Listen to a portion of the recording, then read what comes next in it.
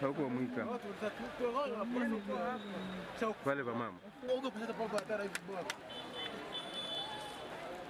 Wale wazee volunteer, ngine kutosha ndani, ilipo makitano kutosha ndani. Wale kutosha kutosha ndani.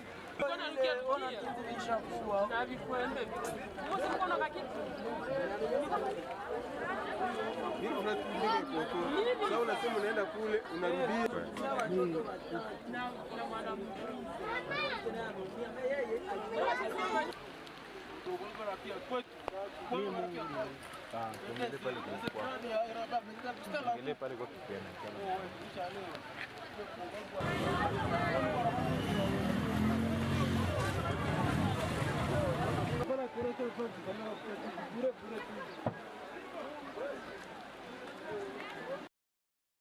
Sie tulilamuka busubuhi, ile kulamuka busubuhi tukasikia bombe zinaanza enda kule kungambo ya M23. Viko natupa. Kisha saa kidogo ale M23 ikaanza rudisha. Bombe ya kwanza ikaangukia pale mpaka ya nani ya Ngambi kule Kurego.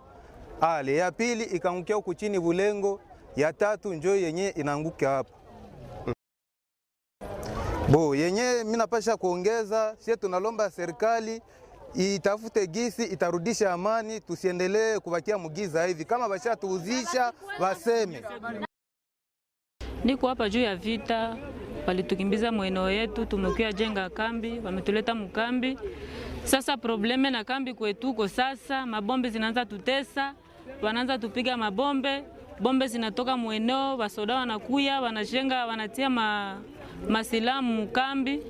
Kambi mabombe zinakuwa natoka zinakuya zinatuua tena mu makambi kwetuko. Wanatutesa sana.